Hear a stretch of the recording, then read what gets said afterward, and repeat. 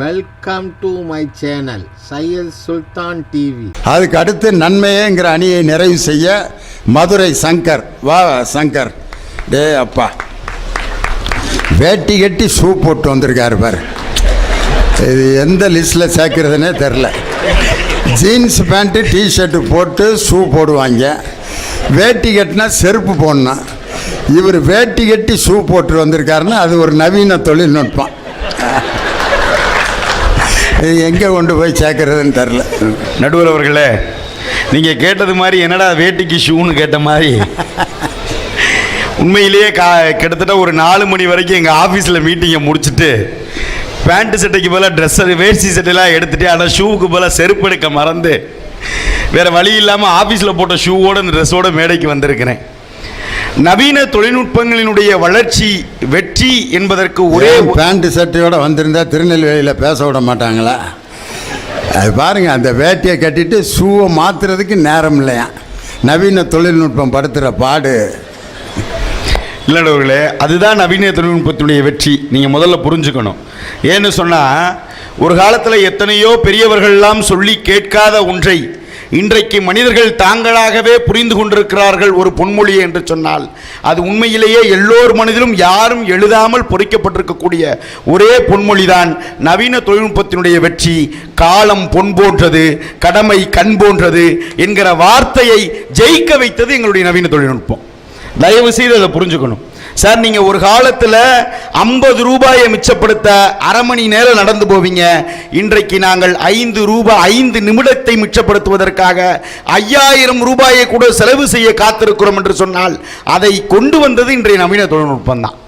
நீங்கள் தயவு செய்து ஒன்றே ஒன்று புரிஞ்சுக்கோங்க. இன்றைக்கு தம்பி சரவண பாரதியோ இனியவனோ வந்து பேசுகிற போது என்ன சொல்கிறாங்க, நவீன தொழில்நுட்பம் என்ன வெற்றியை கண்டிருக்கிறதுன்னு. நான் ஒரே ஒரு கேள்வியை கேட்கிறேன். மழை பெய்கிற பொழுது ஜன்னலை திறந்து ஜன்னல் கிட்ட சேர போட்டு உட்காந்துட்டு சாரல் அடிக்குதுன்னு சொன்னால் நம்முடைய முட்டாள்தனமா மழையினுடைய முட்டாள்தனமா? அதை தயவு செய்து புரிந்து கொள்ளுங்க. அதுபோலதான் நீங்க உங்களுக்கு கீழே ஒரு வேலையாளை வச்சுட்டு அவனை இப்ப என்னால வேலை வாங்க முடியல, அவன் என்னையவே வேலை வாங்குற அளவுக்கு முதலாளி ஆயிட்டான்னு சொன்னா நீங்க ஒரு நல்ல முதலாளியா இல்லையா என்பதை நீங்களே உங்கள் ஒவ்வொருத்தரும் கேள்வியை கேட்டுக்குங்க. நான் கேட்கிறேன், நமக்கு தேவையான விஷயங்களை செய்யறதுக்கு கொண்டு வந்தது தானே சார் நவீன தொழில்நுட்பம். அது இன்னைக்கு எனக்கு பெரிய தப்பான பாதையை காட்டுகிறது என்று சொல்வது மிகப்பெரிய முட்டாள்தனம். எப்படி தெரியுமா சார்? முள்ளு குத்திருச்சு, கல்லு தடிக்கிருச்சு, நான் மல்லாக்க விழுந்துட்டேங்கிறத சொல்லாம முள்ளு மேல பழியையும் கல்லு மேல பழியையும் போடுகிற குணம் இன்றைக்கும் உங்களிடத்திலே மாறவில்லை என்பதை தயவு செய்து புரிந்து கொள்ளுங்க.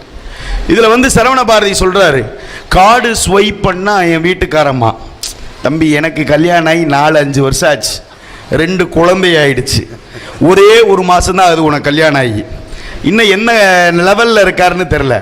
நான் கேட்குறேன், ஒன்று தெரிஞ்சுக்க, கார்டு ஸ்வைப் பண்ணி ஜூனியர் அசிஸ்டண்ட்டாக ஜாயின் பண்ணி ஜேடி ஆகிட்ட, அவன் இப்போ தான் ஓஏவா ஜாயின் பண்ணியிருக்கான்.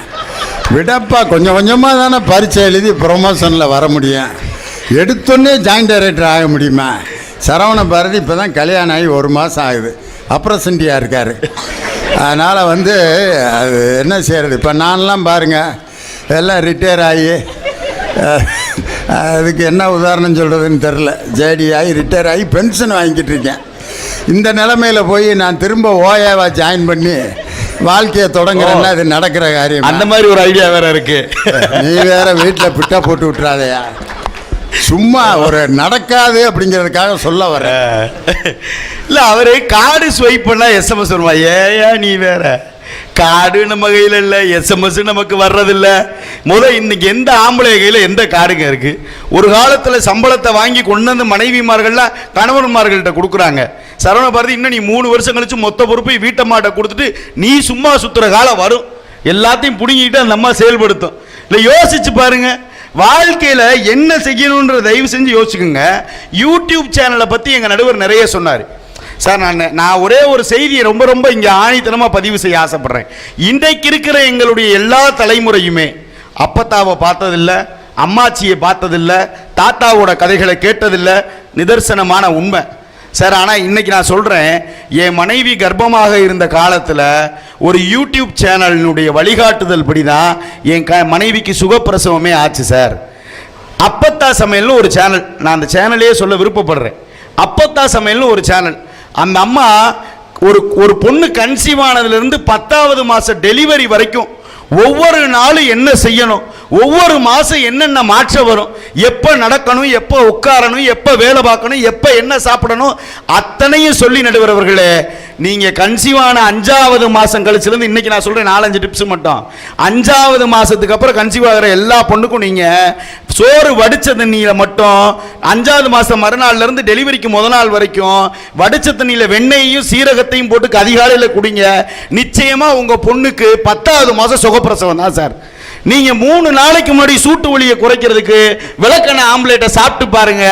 உங்க பொண்ணுக்கு சூட்டு வலி எது பிரசவ வலி எதுன்னு தெரியும் சார். இன்னைக்கு எத்தனை பொண்ணுக்கு இது தெரியும், எத்தனை அம்மாமார்களுக்கு தெரியும் தெரியாது. ஆனா ஒரு வெறும் 27 வயசாகிற ஒரு பையனுக்கு கூட ஒரு பெண்ணினுடைய கர்ப்பகாலத்தில் என்ன நடக்கும், அதற்கு எப்படி செயல்படணும்னு சொல்ல வச்சது எங்களுடைய நவீன தொழில்நுட்பம். தயவு செய்து புரிந்து கொள்ளுங்கள் நண்பர்களே. நீங்க எதையுமே எப்படி பார்க்கணுங்கிறது இருக்குங்க. நான் ஒன்னே ஒன்று கேட்குறேன். இன்னைக்கு ஒரு காலத்தில் மூட நம்பிக்கைங்கிற பேரில் ஒவ்வொரு ஊர்லையும் இந்த தெருவில் இன்னாரு, அந்த தெருவில் இன்னாரு. எங்கள் நவீன தொழில்நுட்பத்தினுடைய வெற்றி என்ன தெரியுமா? இன்றைக்கு இருக்கிற பல அப்பார்ட்மெண்ட்டுகளில் நீங்கள் சொல்லுகிற ஜாதியே இல்லை சார். நீங்க சொல்ற கீழ் ஜாதி மேல இருக்காரு உங்களுக்கு மேல, நீங்க சொல்லுகிற மேல் ஜாதி உங்களுக்கு கீழே இருக்காரு சார். ஜாதி வேற்றுமை என்பதை உடைத்தது எங்களுடைய அப்பார்ட்மெண்ட் வாழ்க்கை. தயவு செஞ்சு புரிஞ்சுக்குங்க. ஒரு காலத்தில் ஹோட்டலில் உட்காந்துட்டு நம்ம ஆர்டர் பண்ணுவோம். இந்த வடிவேல் சொன்ன மாதிரி நீங்கள் வடை சட்டியை நல்லா தோசை சட்டியை தொடச்சிட்டு அதில் அழகாக ஒரு கரண்டி தோசை ஊற்றி மலைச்சாரல் மாதிரி கேரட் போட்டு வெங்காயம் போட்டு அப்படியே தோசை கொண்டு வந்தேன். இன்றைக்கி அதெல்லாம் இல்லை. நான் ஒரு ஹோட்டல் போயிருந்தேன். ஒரு பையன்கிட்ட ஆர்டர் சொன்னேன். 4 இட்லி சப்பாத்தி இதெல்லாம் கொண்டுட்டு வாப்பானு. அவன் இப்படி ஒரு ஃபோனை வச்சு இப்படி இப்படின்னு தட்டிட்டு அவன் பாட்டுக்கு போயிட்டான் சார். நான் ரொம்ப நேரம் யோசிக்கிறேன், என்னடா இவன் இங்கனுக்குள்ள போயிட்டான். அதுவும் என் கண்ணு முன்னாடி இல்லை, எதிர்த்தாப்புல இருக்க இன்னொரு டேபிள் நின்று பேசிக்கிட்டே இருக்கான். நான் சொன்னேன், நான் சொன்ன தோசை இட்லி இவன் உள்ளே போய் சொன்னானா சொல்லலையா, எதையோ 2 தட்டுனா. ஆனால் அடுத்த 5 நிமிடத்தில் என் டேபிளுக்கு அந்த தோசையும் இட்லியும் வந்து சேர்ந்துச்சு சார். நான் என்ன கேட்கிறேன், உங்களுடைய நேரத்தையும் உங்களுடைய பணத்தையும் இன்றைக்கு நவீன தொழில்நுட்பம் மிச்சப்படுத்தி இருக்கிறங்கிறத தயவு செஞ்சு மறந்துடாதீங்க. நான் யோசிச்சு பாருங்க. தம்பி பேசுறப்போ சொன்னாரு, நீங்க ஸ்கேன் மிஷின்ல தானே குழந்தைகளுடைய இதை கத்துக்கிறீங்கன்னு. சார் இன்னைக்கு இருக்கிற டெக்னாலஜி என்ன தெரியுமா? நீங்க நம்ம பெண்கள் தான் குழந்தை பிறதை வந்து உணர முடியும். என்ன, எப்போ குழந்தை உதைக்கும், இந்த வயிற்றுல எப்போ எவ்வளோ வெயிட் இருக்கும், இந்த குழந்தை எப்போ உருளும், இதெல்லாம் சார் இன்னைக்கு கண்டுபிடிச்சிருக்கான் சார். வெளிநாட்டில் ப்ரெக்னன்சி பெல்ட்னு ஒன்று கண்டுபிடிச்சிருக்கான். அதை என்ன தெரியுமா பண்ணுறான், அந்த என்ன வெயிட்டில் 10 மாதம் இருக்குமோ அந்த வெயிட்டில் அந்த பெல்ட் இருக்கும் சார். அதை ஆம்பளைங்க வயிற்றுல கட்டிடுறான். கட்டிட்டு இப்போ டெக்னாலஜி சொல்லுது சார், ஒரு குழந்தை உருண்டா இந்த உடம்புல என்ன மாற்றம் வரும், ஒரு குழந்தை உதைச்சா இந்த உடம்புல என்ன மாற்றம் வரும்னு ஒரு தந்தையை கூட தாயாக மாற்றுகிற முயற்சியிலே வெற்றி கண்டிருக்கிறது தொழில்நுட்பம் என்று சொன்னால் அதை நீங்கள் மறுக்க முடியாது சார். எத்தனையோ பேர் குழந்தை இல்லைன்னு சொன்னவங்களை எல்லாத்தையும் இன்றைக்கு எங்களுடைய ஃபெர்டிலிட்டி சென்டர் தான் தாயாக்கி அழகு பார்த்திருக்கிறது என்பதை தயவு செய்து நீங்கள் மறந்து விடாதீர்கள். நான் நிறைவாக ஒரே ஒரு செய்தியோடு நிறைவு செய்கிறேன். அன்பிற்குரியவர்களே, எல்லாரும் நமக்கு சொல்லுவாங்க, நமக்கு மேலே யாரோ ஒருத்தர் நம்மளை பார்த்துக்கிட்டு இருக்காண்டான்னு. அது உண்மைதான். எங்கள் நவீன தொழில்நுட்பம் நமக்கு மேலே நம்மளை எல்லாரையும் ஒருத்தன் பார்த்துக்கிட்டு தான் இருக்கான். அதுதான் நம்மெல்லாம் அனுப்பி வச்ச சேட்டலைட்டு. இன்னைக்கு எங்கே என்ன இருந்தாலும் நம்மளை பார்த்துக்கிட்டு தான் இருக்கான் சார். ஒரு காலத்தில் நிலாவை காட்டி நீங்கள் சோறு ஊட்டினீங்க. இன்னைக்கு நாங்கள் நிலாவிலேயே போய் சோறு சாப்பிட்ற காலம் மாறிடுச்சு. ஒரு காலத்தில் நீங்கள் செவ்வாயை தோஷம் நீங்கள், நாங்கள் இன்னைக்கு செவ்வாய் தான் அடுத்து வாழப்போகிற தேசம் என்று சொல்லி கொண்டிருக்கிறோம் சார். ஒரு காலத்தில் நீங்கள் காசிக்கு போனால் தான்டா பிள்ளை பிறக்கும்னு சொன்னீங்க. ஒரு ஊசியை போட்டாலே பிள்ளை பிறக்க முடியாதுன்னு சொன்னது நாங்கள் தான். தயவு செஞ்சு மறந்துடாதீங்க. ஆக நவீன தொழில்நுட்பம் இன்றைக்கு வாழ்க்கையிலே எல்லா விதமான மாற்றங்களையும் தந்திருக்கிறது. நவீன தொழில்நுட்பம் தான் நம்மளை வெற்றியடைய வைத்திருக்கிறது என்பதை மட்டும் புரிந்து கொண்டு வாய்ப்பிற்கு நன்றி கூட விடைபெறுகிறேன். நன்றி, வணக்கம். ஆஹா, மதுரை சங்கர் நவீன தொழில்நுட்பத்தை வேற மாதிரி கொண்டு போயிட்டார். இன்னைக்கு பார்த்தீங்கன்னா ஒரு காலத்தில் ஒரு ஆப்ரேஷன் பண்ணணும்னா குளோரோஃபார்ம் அப்படின்னு ஒரு மயக்க மருந்து கொடுப்பாங்க. அப்படி மூக்கில் வச்சு உறிஞ்ச சொல்லுவானுங்க. அப்படின்னு உறிஞ்சோன்னா அவர் மயக்கம் அடைஞ்சிட்டாரான்னு டாக்டர் செக் பண்ணுவார். பார்த்துருக்கீங்களா? 1 2 3 சொல்லு, 1 2 3 4 5 9 36 1 அப்படின்னா மயக்கம் ஆகிட்டான்னு அர்த்தம். இதே மாதிரி தான் குளோரோஃபார்ம் ஒருத்தன் கொடுத்துக்கிட்டே இருந்திருக்காரு டாக்டரு. 1 2 3 சொல்கிறான்னா 100 வரைக்கும் சொல்லிக்கிட்டே இருக்கேன். 1 2 3 4 5 6 7 8 9 10. என்னடா மருந்தை உறிஞ்சானா இல்லையானே தெரியலையன்ட்டு திரும்ப இன்னொரு டோஸு சல்லுன்னு இழுத்து ஏபிசிடி சொல்கிறான்னா ஏபிசிடி இஎஃப்ஜிஹெச் XY Z அப்படின்ட்டான். டேய் மனுஷனாடா நீயே மருந்து தீரப்போகுதுரா அப்படின்னு லாஸ்ட் டோஸ் கொடுத்து உன் பேர் என்னன்னு கேட்டால் கரெக்டாக சொல்கிறான், உங்கள் அப்பா பேர் என்னன்னு கேட்டால் கரெக்டாக சொல்கிறான். அப்புறம் கொஞ்ச நேரம் கழித்து கொஞ்சோண்டு தான் மருந்து இருந்துச்சு கொடுத்து உறிஞ்ச சொன்னார். அதுக்கப்புறம் இது ஆனா சொல்கிறான்னா ஆ ஆ ஈனா அவன் நான் எந்திரிச்சு உட்காந்துருக்கேன். டாக்டர் மயக்கம் போட்டு விழுந்துட்டார். ஒரு காலத்தில் குளோரோஃபார்ம் அப்படின்னு ஒரு மருந்து இருந்துச்சு. அதுக்கு முன்னாடிலாம் சாராயத்தை குடித்து போதையில் இருக்கப்ப ஆப்ரேஷன் பண்ணியிருக்காங்க. ஒரு ஆஃபை கொடுத்து என்ன டாக்டர் அப்படின்னா படுறா மாப்பிள்ள அப்படின்னா இதை கிழிச்சிருக்கேன்.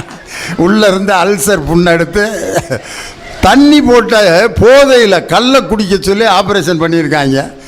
அதுவும் கண்டுபிடிக்காத காலத்தில் எவ்வளோ முரட்டுத்தனமாக ஆப்ரேஷன் நடந்திருக்கான். அவனை பிடிச்சி 2 கையையும் இறுக்கி பிடிச்சிக்கிட்டு வகுத்து அப்படியே கிழிச்சிருப்பார் டாக்டர். ஆனால் இன்றைக்கி பாருங்கள், நம்ம பல்லு பிடுங்கிறத நம்மளே பார்க்குறோம்.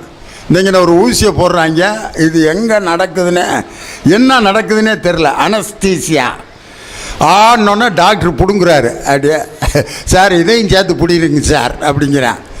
ஆனால் அந்த மருந்து குறைய தான் டாக்டரை திட்ட ஆரம்பிச்சிருவேன். முதலே சொல்லாமல் இங்கே பாரு ஒன்று தெரிக்குதுன்னு. எப்படிப்பட்ட மருந்து கண்டுபிடிச்சிருக்கான் பாருங்கள். General anaesthesia, local anaesthesia. நம்ம கையில் இருக்க கட்டியை நம்ம முன்னாடியே டாக்டர் அறுக்கிறாரு.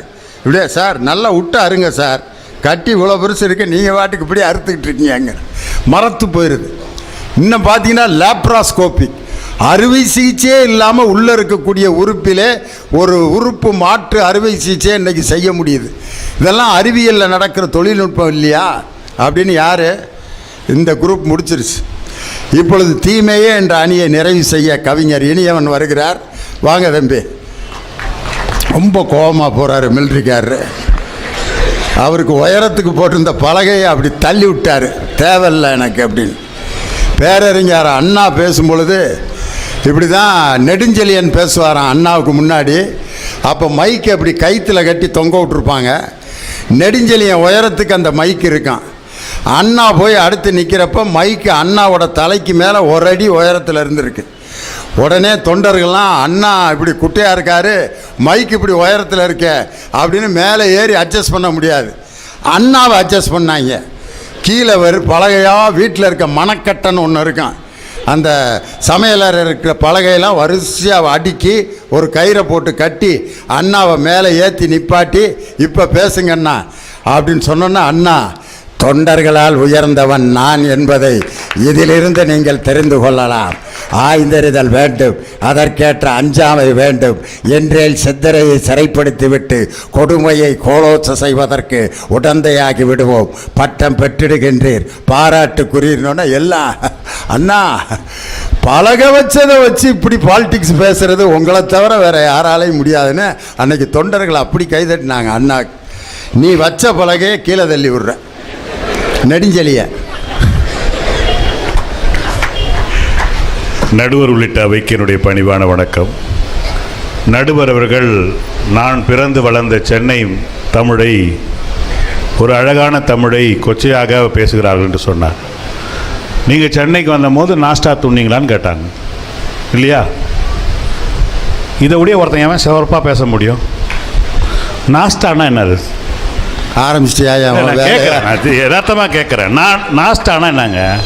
நான் மெட்ராஸ்காரன், உனக்கு தான் தெரியும். அது கேட்டுங்க. மதுரைக்காரங்களே இப்படி தான் பண்ணுறது, பிரச்சனை பண்ணுறது. நானா நாக்குங்க, இஷ்டானா இஷ்டப்பட்டு சாப்பிட்றது. நாக்குக்கு ருசியாக சாப்பிட்டீங்களா, துண்ணீங்களான்னு கேட்டாங்க இல்லையா? அது உண்ணுதல் தின்னுதல் 2 இருக்குங்க. அதாவது என்னென்னா, ஒரு சிலர் ஒரு லிமிட்டாக சாப்பிடுவாங்க, அதெல்லாம் உண்பவர்கள். அதுக்கு மேலே சாப்பிட மாட்டாங்க. தின்றதுன்றது ருசி அறியாமல் சாப்பிட்றாங்க. வந்த விருந்தாளி சென்னைக்கு வந்ததில் நாஸ்டா துண்ணியானா நாக்கு ருசியாக மூக்கு பிடிக்க சாப்பிட்டியான்னு கேட்டுருக்காங்க. இதில் என்ன தப்பு? இன்னொன்று உங்களை சொல்லியிருப்பாங்களே இட்னு ராஜா, தெரியாமல் சொல்லிட்டேன் உங்கள் மெட்ராஸ் தமிழை பற்றி. அது சென்னை தமிழை போல் ஒரு உயர்ந்த தமிழ் உலகத்தில் எதுவுமே இல்லை. போதுமா? அதில் நம்ம சங்கர் வந்து சொல்கிறார், பார்த்தீர்களா, நாங்கள் எல்லாருமே அப்பத்தா சமையல் பார்த்து என் பொண்டாட்டிக்கு பிரசவம் பார்த்தேன், சூப்பரு. அதோட விளைவு என்ன தெரியுங்களா? இந்த 2 வருஷம் கோவிடில் இருந்தாலும் வீட்டில் இருந்தாங்க. அப்பத்தா சமையல் பார்த்து வருஷம் ஒரு குழந்தை பிறந்து, சும்மா இருக்காமல் திருப்பி அந்த சமையலை போட்டு 2 வருஷத்தில் 2வது குழந்தை ரிலீஸ் பண்ணார். புரியுதுங்களா? அப்பத்தா சமையல் சொந்த அப்பத்தாவை தெருவில் விட்டாங்க நாட்டில். தனிப்பட்ட முறையில் சில விஷயங்களை எல்லாம் ஷேர் பண்ணா அதை இப்படியா பொதுக்கூட்டத்தில் யூடியூப்பில் வெளியிடுவேன் நீ? இல்லை, யூடியூப் வந்து சொந்த அப்பத்தா எங்க அது கடத்தி தெரித்தியாச்சு. யாரோ ஒரு அப்பத்தா சொன்னாங்கன்னு சொல்லிட்டு அது ஆசையில் 2 பிள்ளைய பெற்றுட்டேன். உனக்கு யூடியூப் சந்தோஷம் தான், எனக்கு கிடையாது. அப்புறம் அவர் கேட்குறாரு, நீங்கள் வந்து நிறைய வளர்ந்துச்சு. நடுவர் சொல்கிறார், பேங்க்கெல்லாம் போனால் அப்படியே எல்லாமே இருக்குது. நான் திரும்பவும் சொல்லுகிறேன், அன்றைக்கி அந்த இந்தியன் பேங்க்கில், ஸ்டேட் பேங்க்கில் இருந்த கிழவிகளோட காசு இருந்தது தெரியுமா? 20 ரூபா இருந்தாலும் 20 வருஷம் கழிச்சு அது குட்டி போட்டு இருந்தது. இன்றைக்கி ப்ராசஸிங் சார்ஜு, மந்த்லி மெயின்டெனன்ஸு, வெங்காய சார்ஜு, வெள்ளைப்பூண்டு சார்ஜு. அதில் ஒருத்தன் நம்மகிட்ட பேசுகிறான், சார் நாங்கள் ஸ்டேட் பேங்க் மெயின் பிரான்ச்லேருந்து பேசுகிறோம், உங்கள்கிட்ட இது ஏடிஎம் கார்டுக்குதா? நான் ஸ்டேட் பேங்க் மெயின் பிரான்ச்சில் வச்சுருக்கேன் அக்கௌண்ட்டு. அவன் என்கிட்ட கேட்குறான், நாங்கள் மெயின் பிரான்ச்லேருந்து பேசுகிறோம், அது எங்கே இருக்குது? அது சென்னையில் இருக்குது. அதை நான் கேட்டேன், சென்னையில் கேட்குது, அது இருக்க வேண்டிய இடத்துல இருக்குது. என்னடா வேணும்? முன்னாடி 16 நம்பர் இருக்குது, அது சொல்லு. சொன்ன பேர் பின்னாடி 3 நம்பர் சொல்லு. பின்னாடி சொன்னால் எனக்கு பின்னாடி வச்சிருவானுங்க, மொத்தத்தை தூக்கிட்டானுங்க. அப்படி இடத்துல ஏன்னா அறிவியல் வளர்ச்சி இதை தான் நம்ம நாட்டில் கேட்டுக்கிறாங்க. நான் கேட்குறேன், நடுவர் அவர்களே, உங்கள் தாத்தாக்கு எத்தனை பசங்க? என் தாத்தாவுக்கு எத்தனை பிள்ளைகளா? எங்கள் குடும்பமான இங்கே திருநெல்வேலியில் கப்பலில் ஏறணுமா 16 பிள்ளைங்க. அதில் எத்தனை சிசேரியனு, எத்தனை நார்மல் டெலிவரி? எல்லாமே நார்மல் தான். எப்படி அது? எங்கள் பாட்டி 16 பிள்ளை. ஏன் பாட்டி 16ஓட நிப்பாட்டினா, அதுக்கப்புறம் உங்கள் தாத்தா பர்மாவுக்கு போயிட்டாரியா அப்படின்னுச்சு. கிளம்பி பர்மாவுக்கு போகலன்னா இன்னும் கிளப்பிக்கிட்டு தான் இருந்திருப்பாங்க. அவர் நல்ல வேளை பர்மாவுக்கு ஏதோ இது விசா கிடச்சி ஓடிட்டார். அந்த காலத்து வாழ்க்கையெல்லாம் இன்னைக்கெல்லாம் நினச்சி கூட பார்க்க முடியாது இனியவா. அதனால தான் இந்த ஊரை சேர்ந்த பாரதி சொன்னான், எந்தையும் தாயும் மகிழ்ந்து குழாவி இருந்ததும் இந்நாடே அப்படின்னா. அதுக்குள்ள எவ்வளோ அர்த்தம் இருக்குது தெரியுமா? டே அப்பா. உங்கள் அப்பாவுக்கு எத்தனை பசங்க? ஆடா ஏப்பா, இப்போ தான் நான் சொல்கிறேன், திருப்பி திருப்பி பாரம்பரியத்தை பூரா இங்கே சொல்கிறேன். எங்கள் அப்பாவுக்கு 10. உங்கள் அப்பா என்ன பண்ணிருந்தாரு? எங்கள் அப்பா ஸ்கூலில் பிஇடியாக இருந்தார். மிச்ச நேரம் பூரா கோயிலில் தான் இருந்தார். பார்த்தீங்களா, கோயிலே மிச்ச நேரம் இருந்தவருக்கே 10 பிள்ளை.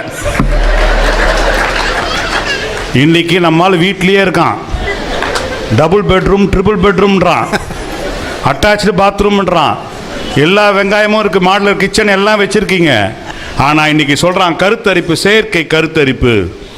அங்கே போனவன ஒரு கேவலமாக ஒரு போர்டு போட்டிருக்கான், உங்களுக்கு குழந்தை பொருளை கவலைப்படாதீங்க, எங்கள் பேங்க்லேருந்து லோன் வாங்கிக்கோன்றான்.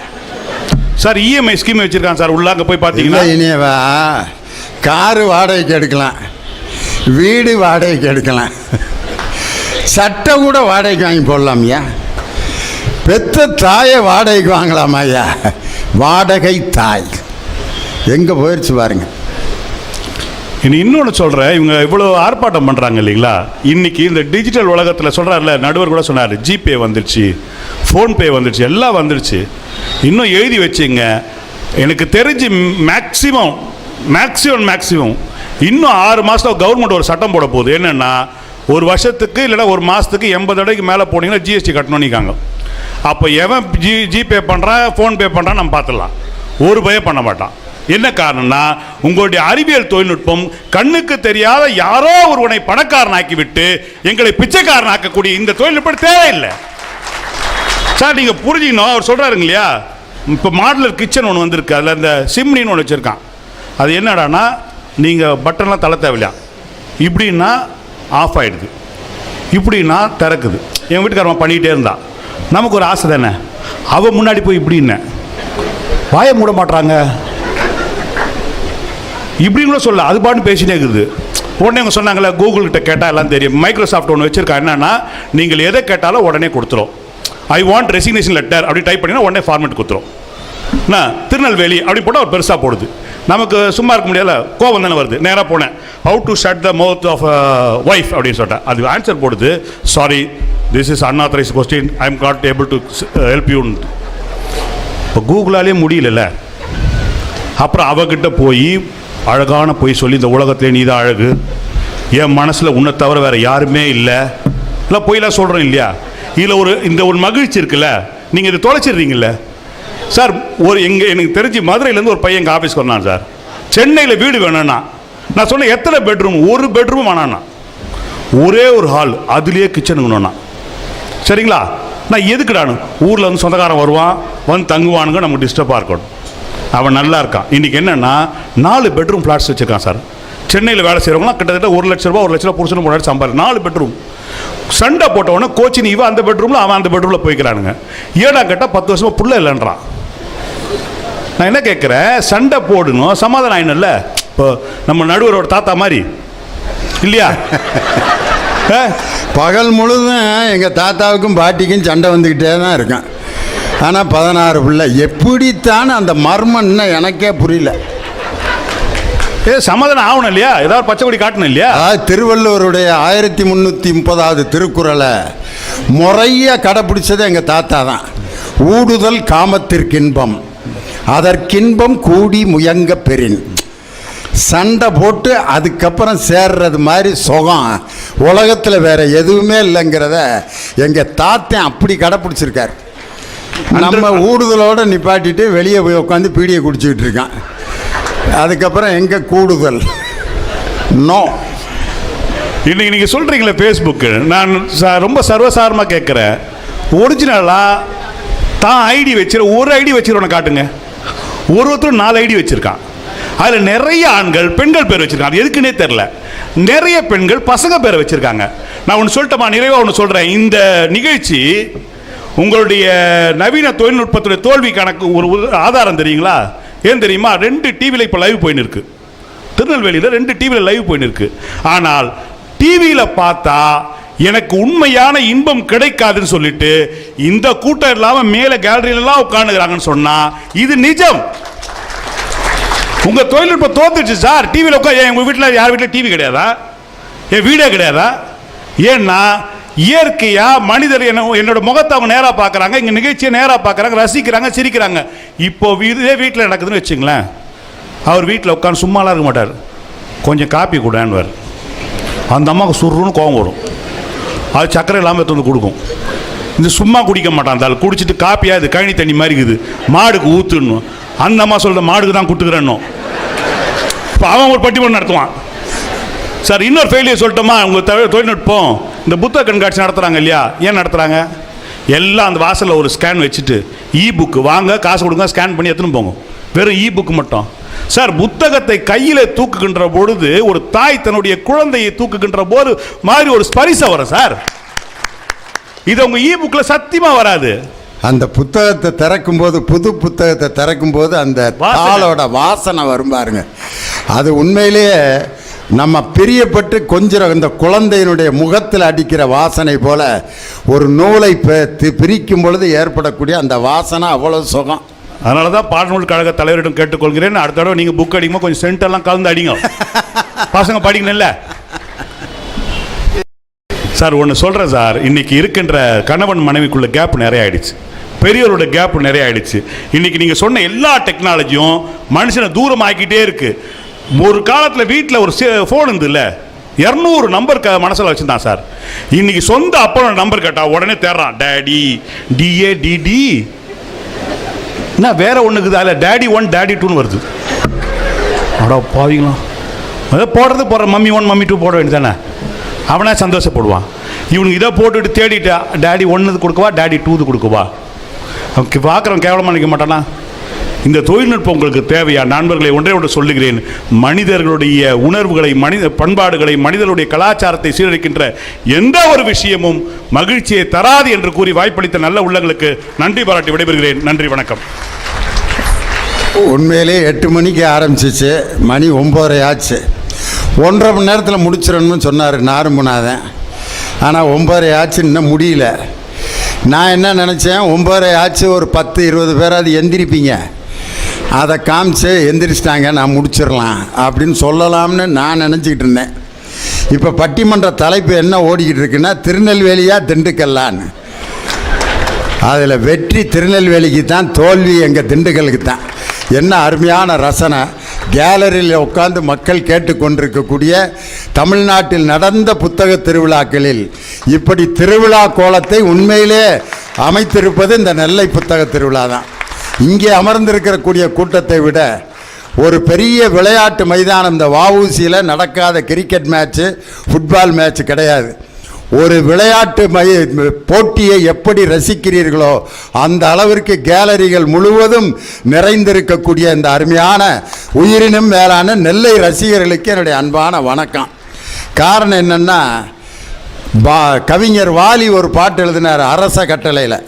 புத்தம் புதிய புத்தகமே உன்னை புரட்டி பார்க்கும் புலவன் நான், ஏட்டை புரட்டி பாட்டை படிக்கும் வீட்டு புலவன் நாயகி நான். புத்தம் புதிய புத்தகமே. வாலிகிட்ட கேட்டாங்க, புத்தம் புதிய புத்தகம் பிரட்டியாச்சு, ஏயா படிக்கலை, புரட்டி பார்க்கும் புலவன் நான் ஏன் நிறுத்தினீங்கன்னு கேட்டதுக்கு, இப்போ தான் ஏன் லவ் பண்ணிக்கிட்டு இருக்கேன், அவனுக்கு பெறட்டுறதுக்கு தான் உரிமை இருக்குது, கல்யாணம் பண்ண பிறகு தான் வாசிக்கணும், அதனால தான் புத்தம் புதிய புத்தகமே உன்னை புரட்டி பார்க்கும் புலவன் நான் வாலி எழுதினார். ஆரம்ப காலத்தில் இருக்க சினிமா பாட்டெலாம் நீங்கள் கேட்டிருப்பீங்க. அப்பா, தமிழ் சினிமாவினுடைய முதல் சூப்பர் ஸ்டார் தியாகராஜ பாவதர்.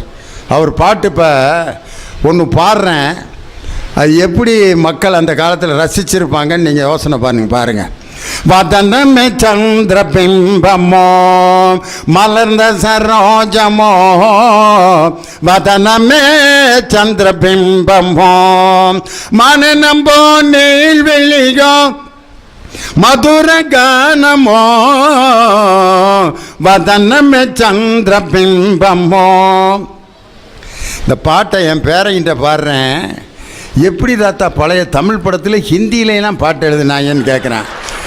ஹிந்தி பாட்டு இல்லைடா, வதனமே சந்திர பிம்பமோ அப்படிங்கிற வார்த்தைக்கு அவனுக்கு விளக்கம் கொடுக்க வேண்டியிருக்கு. ஆனால் அப்படி இருந்த ஒரு சினிமா பாட்டு நாளடைவில் எப்போ திராவிட இயக்கங்கள் என்னைக்கு திரைப்படத்துறையில் பேனாவை வைத்ததோ அந்த நாளிலிருந்து திரைப்படத்திற்குள் தமிழ் அற்புதமாக உள்ளே புகுந்தது. K.R. ராமசாமி பாடுவார் காதலியை பார்த்து, சந்தமிழ்நாட்டு சோலையில சென்று பாடி தெரியும் பொங்குகில, தென்றல் அடிக்குது என்னை மயக்குது தேனமுதை இந்த வேளையிலே.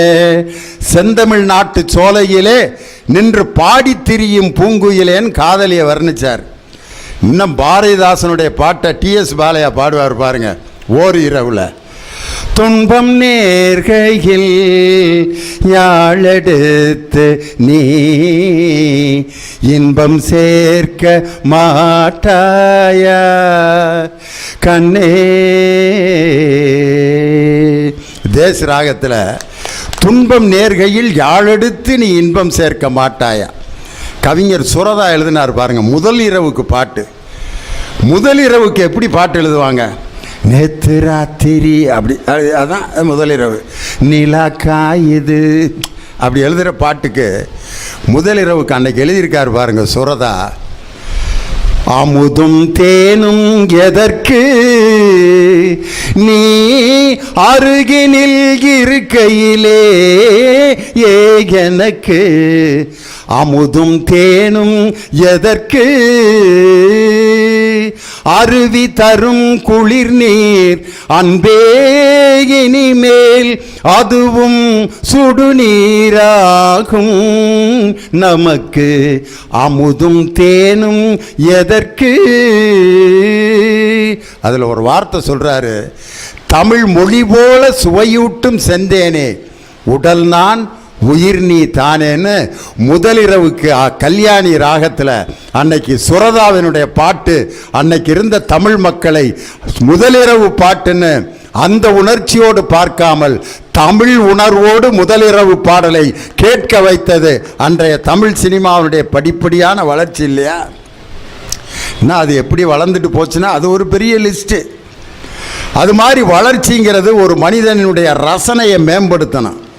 இன்றைக்கி அந்த ரசனையை நவீன தொழில்நுட்பம் மேம்படுத்தியிருக்கா. ரசனைங்கிறது எவ்வளோ முக்கியம். இன்னைக்கு பாருங்கள், முத்தமிழர் இருக்கிற டாக்டர் கலைஞர் ஒரு கல்யாணத்துக்கு போகிறாரு. போகிறப்ப அந்த நாகஸ்வரம் ஊதுறவர் ஒரு பாட்டு வாசிக்கிறாரு. பம் பம் பம் பம் பம் பம் பம் பம் பம் பம் பம் பம் பம் பம் பம் பம். அவர் போரூர் ராமச்சந்திரா மருத்துவமனையில் சிகிச்சை பெற்று சுகமாகி அந்த கல்யாணத்துக்கு வந்திருக்காரு.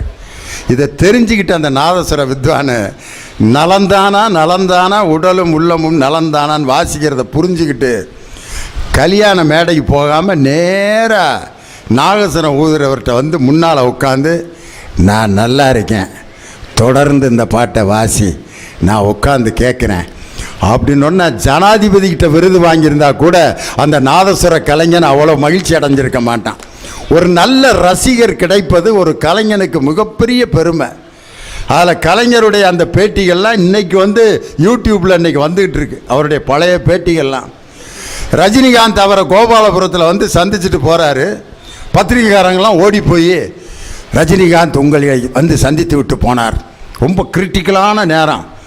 ரஜினிகாந்த் பார்த்துட்டு போயிருக்காரு. ரஜினிகாந்த் உங்களிடம் என்ன பேசினார்? யார்? பத்திரிக்கைக்காரங்க எல்லாம் ஆசையாக பேனா பேப்பரோடு இருக்காங்க. தலைவர் அதுக்கு பதில், ரஜினிகாந்த் என்னிடம் தமிழில் பேசினார் அப்படின்ட்டுருக்கார். ஐயா, தமிழில் தான் பேசுவார், என்ன பேசினார் அப்படின்னோன்னா அதுக்கும் பதில் சொன்னார். ரஜினிகாந்த் என்னிடம் என்ன பேசினார் என்றால், அவர் என்னிடம் சொன்னதை யாரிடமும் சொல்ல வேண்டாம் என்று தெரிவித்தார். பத்திரிகைக்காரங்களா, அப்போ நாங்கள் கிளம்புறோம்யா, உங்கள்கிட்ட எது கேட்டாலும் இப்படி பதில் சொல்கிறீங்களே அப்படின்ட்டு. அப்படி ஒரு நல்ல ரசனையே இன்றைக்கி தகவல் இந்த நவீன தொழில்நுட்பம் இன்றைக்கி வளர்த்துருக்கிறதா, அதை யோசிக்கணும். இன்னைக்கு பாருங்கள், பையங்க விளாட்ற விளையாட்டை எடுத்துக்கங்க. நான்லாம் சின்ன பிள்ளையில் திருடன் போலீஸ்னு ஒரு விளையாட்டு விளையாடுவோம். அதில் ரொம்ப நாளாக நான் தான் திருடனாக இருந்தேன். ஒருத்தன் சின்ன பிள்ளையிலேருந்து அவன் தான் 6-7 வருஷமாக இன்ஸ்பெக்டராக இருந்தான். அவன் இப்போ கஞ்சா விற்று உள்ளே இருக்கான் திண்டுக்கல் ஜெயிலில். இன்ஸ்பெக்டராக விளாண்டவன் உள்ளே இருக்கான், திருடனாக இருந்தவன் பாடநூல் கழக தலைவர் ஆகிட்டேன். திருடன் போலீஸ் விளாட்றது அது எவ்வளவு சுகம். அதே மாதிரி கண் கட்டி விளையாட்டு, கண்ணை கட்டிட்டு அப்படியே கண்ணு தெரியாமல் அப்படியே பிள்ளைகளை தொட்டு வர்றது, நொண்டி விளாட்றது, பாண்டி விளாட்றது. இந்த விளையாட்டுலாம் தமிழை அன்னைக்கு ஏன் உருவாக்கினா அப்படின்னா, ஒரு கண் தெரியாதவனுடைய கஷ்டத்தை நீ உணரணும்டான்ட்டு விளையாட்டு பருவத்திலேயே குழந்தைகளுக்கு உணர்த்தியவன் தமிழனுங்கிறதுக்கு அந்த தமிழ் விளையாட்டு. ஒரு கால் இல்லாதவன் எவ்வளோ கஷ்டப்படுவாங்கிறத அந்த நொண்டி விளையாட்டிலேருந்து நமக்கு சொல்லி கொடுத்தான். ஆனால் இன்றைக்கி விளையாடுறாங்க என்னமோ டாமி, என்ன இல்லை டாமி, என்னமோ டாம்பாய், அந்த பொம்மையை ஓங்கி குத்துறான் வங்கு வங்குன்னு. அது இது டாக்கிங் டாம். இவன் சொல்கிறதெல்லாம் திருப்பி சொல்லுது டேய் அப்படின்னா அதுவும் டேய்ங்குது. போடா முட்டாப்பல, அதுவும் முட்டாப்பையிலங்குது. ஓங்கி குத்துனா அழுகுது. அதை அழுக வச்சு அப்படியே பார்க்குறேன். கொஞ்ச நேரம் ஒரு ஆப்பிள் வருது, அதை ஊட்டுறான், சிரிக்கிற திருப்பி ஓங்கி குத்து, திருப்பி அழுகுது. ஒரு ஆப்பிளை கொடுத்து அந்த பொம்மையை குத்தி அழுக வச்சு. இதுக்கு பேர் விளையாட்டா? கொலையா முந்திரிக்கா, நிறைய சுற்றி வா, கொள்ளையடித்தவன் எங்கே இருக்கான் கூட்டத்தில் பார் கண்டுபிடின்னு சொல்லி இந்தியாவை கொள்ளையடிப்பவர்களை கண்டுபிடின்னு குழந்தையிலேயே கொலையா முந்திரிக்காங்கிற பாட்டில் நமக்கு சொல்லி கொடுத்தது இந்த தமிழ் மண் இல்லையா? இன்னைக்கு அதெல்லாம் மாறிடுச்சே. இன்னைக்கு பாருங்கள், ஒரு சுகம் இல்லாதவனை போய் நம்ம ஆஸ்பத்திரியில் பார்க்க போகிறோம். எதுக்கு? சாத்துக்குடி, ஆரஞ்சு பழம், பார்லிஸ் பாட்டெலாம் வாங்கிட்டு போய் தைரியம் சொல்லிட்டு வரணும். ஆனால் இன்றைக்கி என்ன பண்ணிட்டு வந்துடுறாங்க தெரியுமா? அது சாத்துக்குடி, ஆர்லிஸ் பாட்டெலாம் வச்சுட்டு, மாமா நெஞ்சு இல்லையா? ஆமாம் மாப்பிள்ள, எத்தனை நாளா? 15 நாளா. எந்த பக்கம் வலிக்குது? உன்னைய கேட்டாங்களா? அதெல்லாம் இடது பக்கம். வலிக்கப்படாதியா? சுருக்குன்னு குத்துதான் காலையில். ஆமாம் மாப்பிள்ள, கிருகிருன்னு வருதா காலையில்? ஆமாம். மத்தியானம் ஒரு மாதிரி ஓமட்டும்ல? ஆமாம். இதெல்லாம் இல்லை அவனுக்கு, இவன் ஏற்படுத்தி விட்றான் ஒன்றொன்னா. அப்படியா? இதே மாதிரி தான் எங்கள் பெரியப்பாக்கு இருந்துச்சு. போன வாரம் தான் இறந்தார். உனக்கு ஒன்றும் ஆகாதுன்னு எழுப்புறான், செத்துட்டேன் அந்த ஆள். 4 வாக்கியம் போதும் ஒருத்தனை கொல்றதுக்கு. ஒரு சொல் கொல்லும், இன்னொரு சொல் வெல்லும். யார் வெல்லும் சொற்களை பேசுகிறார்களோ அவர்கள்தான் வாழ்க்கையில் மக்களால் நேசிக்கப்படுவார்கள். கொல்லும் சொற்கள் இந்த நாட்டில் தேவையே இல்லை.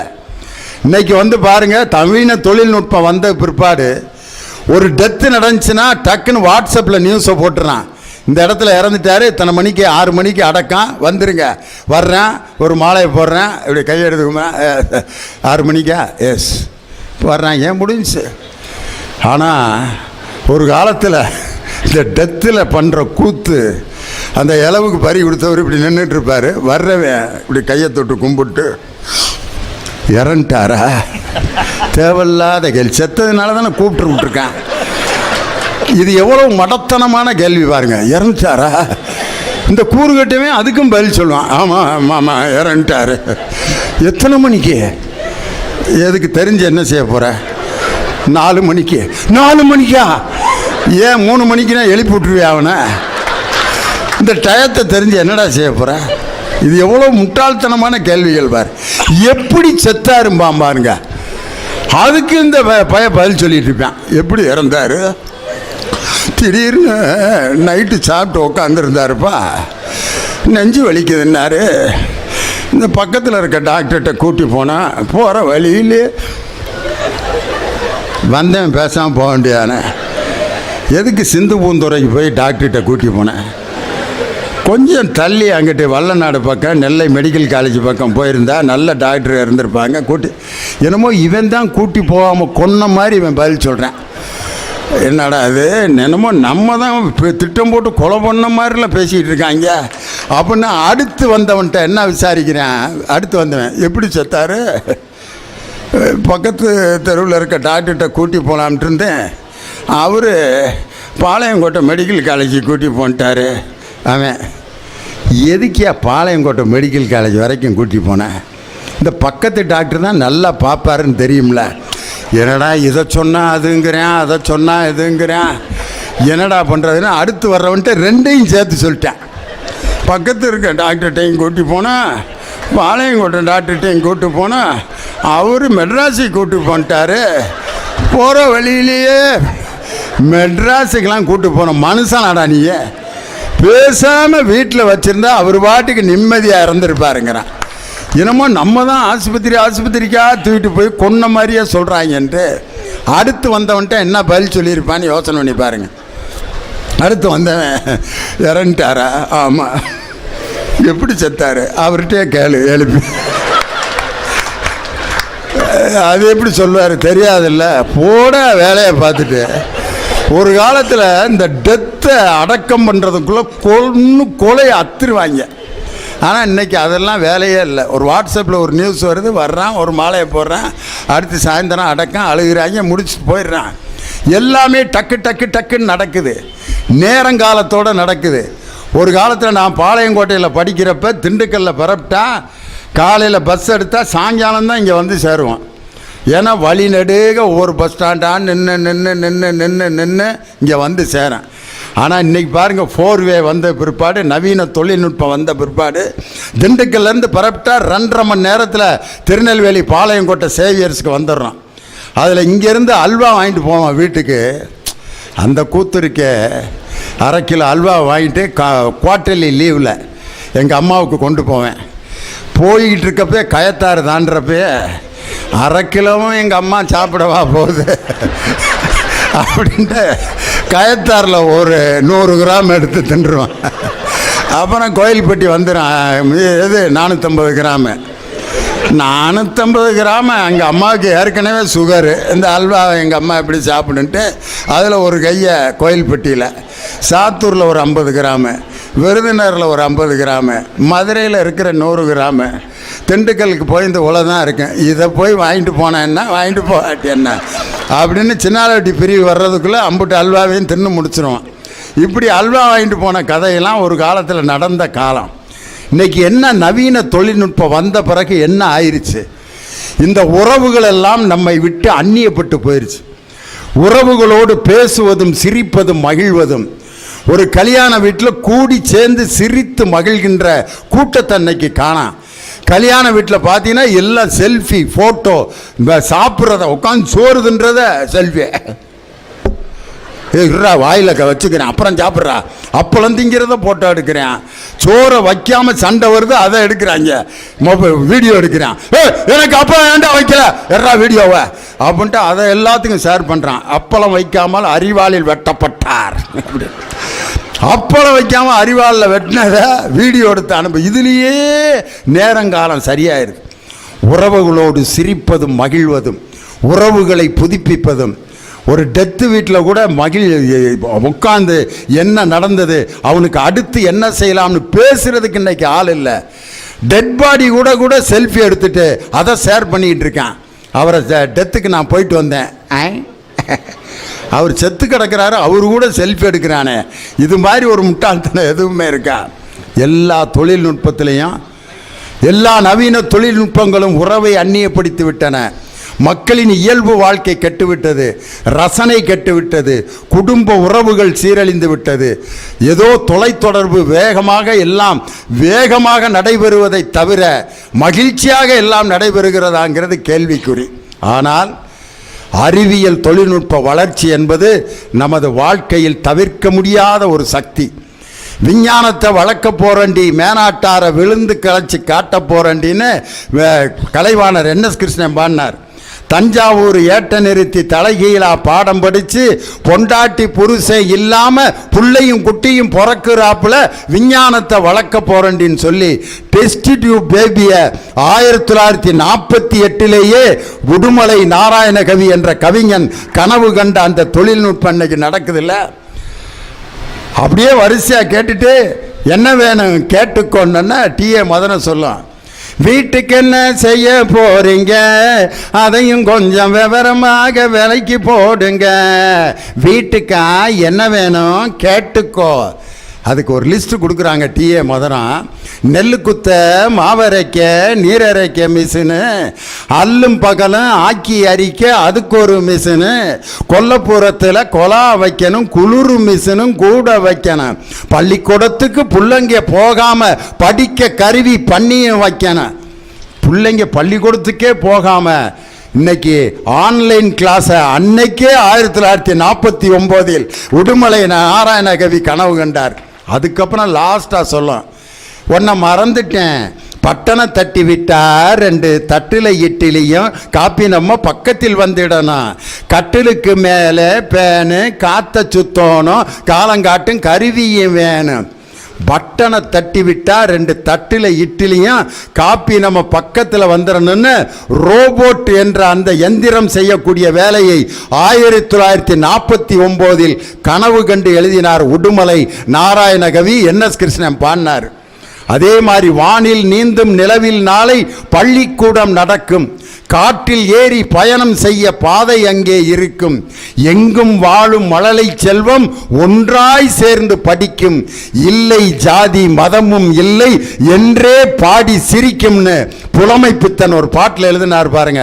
நிலாவில் நடக்கிற பள்ளிக்கூடத்தில் ஜாதி இருக்காது, இனம் இருக்காது, மதம் இருக்காது, எல்லா குழந்தைகளும் ஒன்றாக இருந்து படித்து மகிழ்வார்கள்னு. இந்த நவீன தொழில்நுட்பம் நமது வாழ்க்கையில் மின்சாரம் கண்டுபிடிக்கப்பட்டது, இரும்பு கண்டுபிடிக்கப்பட்டது, சக்கரம் கண்டுபிடிக்கப்பட்டது, பேப்பர் கண்டுபிடிக்கப்பட்டது, அச்சு எந்திரம் கண்டுபிடிக்கப்பட்டது, டிரான்சிஸ்டர் கண்டுபிடிக்கப்பட்டது, கம்ப்யூட்டர் கண்டுபிடிக்கப்பட்டதெல்லாம் மனிதனுடைய அபாரமான ஆற்றலால் கண்டுபிடிக்கப்பட்டவை. அதை எப்படி பயன்படுத்த வேண்டும் என்ற முறை தெரிந்தால் எந்த தகவல் தொழில்நுட்பமும் எந்த நவீன தொழில்நுட்பமும் நமக்கு தரப்போவது நன்மையே. பயன்படுத்துகிறவர்களின் கையில் சரியாக பயன்படுத்தப்பட்டால் நவீன தொழில்நுட்பம் மக்களுக்கு தரப்போவது நன்மைதான் என்று சொல்லி நவீன தொழில்நுட்பத்தை சரியாக முறையாக பயன்படுத்துங்கள். அதற்காக இந்த புத்தக திருவிழாவிலே கொண்டு வந்திருக்கக்கூடிய அனைத்து நூல்களையும் படியுங்கள், புத்தகத்தை நண்பராக்குங்கள், உங்களுடைய தனிமையிலிருந்து விடுதலை ஆகுங்கள் என்று சொல்லி எங்களை வியக்க வைத்த இந்த பொருணை புத்தக திருவிழா ரசிக பெருமக்களுக்கு என்னுடைய அன்பான வாழ்த்துக்களையும் வணக்கத்தையும் சொல்லி வியந்து ரசித்து கேட்ட என் உயிரினும் மேலான நெல்லை ரசிக பெருமக்களை வாழ்த்தி வணங்கி விடைபெறுகிறேன்.